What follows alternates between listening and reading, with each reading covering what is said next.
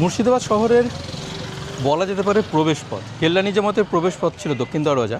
মুর্শিদ কুলি খাঁর জামাতা নবাব সুজাউদ্দিন, অর্থাৎ তৃতীয় নবাব, মুর্শিদাবাদের তৃতীয় নবাব সুজাউদ্দিন এই গেট নির্মাণ করেছিলেন। কিন্তু আজকে এই গেট সম্পর্কে না, এই গেট নিয়ে আমি আগেও অনেক কথা বলেছি। এই গেট ছাড়াও মুর্শিদাবাদ শহরে আরও অনেকগুলো গেট আছে, যে গেটগুলোকে বলা হয় বাংলা, বিহার, উড়িষ্যা। শুভে বাংলা, বিহার, উড়িষ্যার নবাব ছিলেন এখানকার নবাবরা। কিন্তু এই তিনটের নামের সাথে জুড়ে আছে তিনটে গেট। আজ নিয়ে যাব, দেখাবো আপনাদের সেই গেটগুলোকে, এবং যে গেটগুলো নিয়ে আগে কখনো আপনাদের দেখানো হয়নি। এখনও দুটো গেটের কাজ তো বাকি, হ্যাঁ তাই না? সব গেটগুলোই তো দখল হয়ে গেছে একদম, কিন্তু ওইটার অবস্থাটা এমনভাবে দখল করেছে ওইটাকে মানে রিকভার বা রিনোভেশন কোনো কিছুই করা যাবে না। আমরা হয়তো অনেকেই এই এলাকা দিয়ে যাই এবং প্রবেশ করি মুর্শিদাবাদে, কিন্তু ভাঙা তোরণ হিসাবেই হয়তো তাকে গণ্য করে ফেলি। কিন্তু এই ভাঙা তোরণের মধ্যেও যে বহু ইতিহাস আছে এবং কিছু টেকনিক্যাল ব্যাপারও আছে, সেগুলো আমাদের জানা দরকার। আর সে কারণেই আমার এই ছোট্ট ভিডিও। আর এই যে গেটটা মাথার উপর দিয়ে আমরা বেরিয়ে যাচ্ছি, এটাই হলো উড়িষ্যা গেট।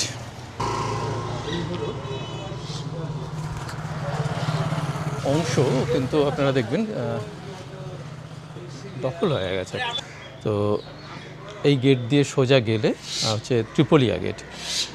এই বিহার গেটটা সুজাউদ্দিন যখন তৈরি করে, তার মানে সুজাউদ্দিন কিন্তু প্রথম থেকে এই বিহারের দায়িত্ব পেয়েছিলেন না। বিহারের দায়িত্ব যখন উনি পান, তখন প্রথমে উনি ভেবেছিলেন ওনার ছেলে সারফরাজ খানকে বিহারের দায়িত্ব দিয়ে ওখানকার ডেপুটি নবাব করে পাঠিয়ে দেবেন। কিন্তু ওনার মা আজমুন্নেসা বেগম কিন্তু রাজি হয়নি। তখন তার আগেই সারফরাজ খানের নবাব হওয়ার কথা ছিল, কিন্তু সারফরাজ খানের পরিবর্তে ওনার বাবা সুজাউদ্দিন নবাব হয়ে যায়। আবারও যদি সারফরাজ খান মুর্শিদাবাদ ছেড়ে বিহারে চলে যায়, সেক্ষেত্রে একটা ভয় থেকেই যাচ্ছে যে সারফরাজ খানের মৃত্যুর পর কোনোভাবে তার ছেলে সারফরাজ খান নবাব না হয়ে তার আরেক সন্তান আছে তকি খাঁ, সে আবার নবাব হয়ে যেতে পারে, এরকম একটা ভয় হয়তো ছিল তার মধ্যে। কিংবা এরকম একটা ভয় থাকতে পারে যে বিহারে তখন খুব বিদ্রোহ চলছিল, সেখানে হয়তো ওনার সন্তানকে উনি পাঠাতে চাননি। তো সেই হিসেবে সারফরাজ খান কি ওখানে নবাব হবেন সেটাও চাইছেন না, আবার ওর সৎ ছেলে তকি খান সে বিহারের দায়িত্ব নেবে সেটা উনি চাননি। তখন এই আজমুন্নেসা বেগমের রিকমেন্ডেশনেই বিহারের ডেপুটি নবাব করে পাঠানো হয় আলীবর্দী খানকে। আর এই আলীবর্দী খান যে ডেপুটি নবাব এত বড় একটা পদ পেয়েছিল সুজাউদ্দিনের সময়, সেটা এই আজমুন্নেসা বেগমের রিকমেন্ডেশনের জন্যই। পরবর্তীকালে কিন্তু এই আলীবর্দী খানই সুজাউদ্দিনের ছেলেকে সারফরাজ খানকে হত্যা করেছিল।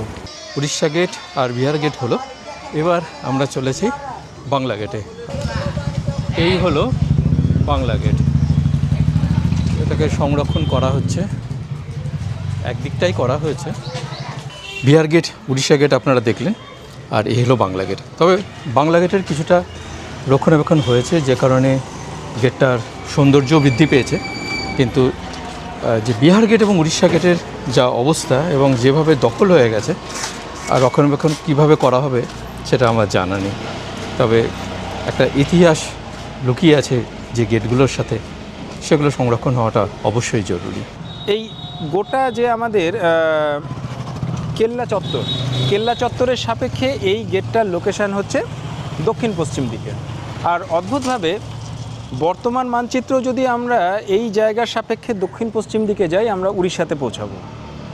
আর অদ্ভুতভাবে এই দুটির মাঝখানে রয়েছে আমাদের আরেকটি গেট, যেটা হচ্ছে বিহার গেট।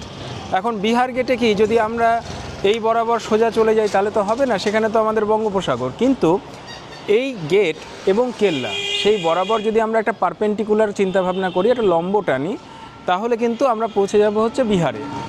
তো একটা অদ্ভুত জিনিস আমরা যখন এটাতে ম্যাপিং করছিলাম, ম্যাপিং করতে গিয়ে ফলো করেছি যে এটা যে সময় তৈরি হচ্ছে তখনকার দিনে মানুষদের হাতে সেই লেভেলের যন্ত্রপাতি নেই বা সেই এড নেই, যে এড দিয়ে আমরা আজকে সহজেই কিন্তু এই বিষয়গুলোকে তুলে ধরতে পারছি।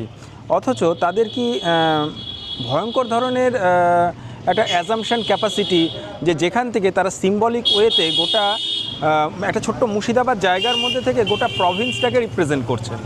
এবং মোদ্দা কথা হলো এরকম যে তুমি এদিক থেকে আসছো, তুমি বাংলাকে মানে একটা সাপোর্ট করে যে না বাংলার অমুক প্রভিন্স থেকে আমি আসছি, এখানে আমাদের মূল কাজ হচ্ছে, এদিক থেকে আসছো সেটাকেও একটা ডিনোট করা হচ্ছে, আবার এদিক থেকে আসছো সেখানেও ডিনোট করা হচ্ছে।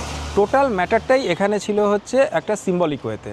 এই গেটগুলোর যে সিম্বলিক আইডেন্টিটি সেটা সাংঘাতিকভাবে সে যুগেও ছিল এবং আজকের যুগেও সমানভাবে এটা প্রযোজ্য বলেই আমার মনে হয়।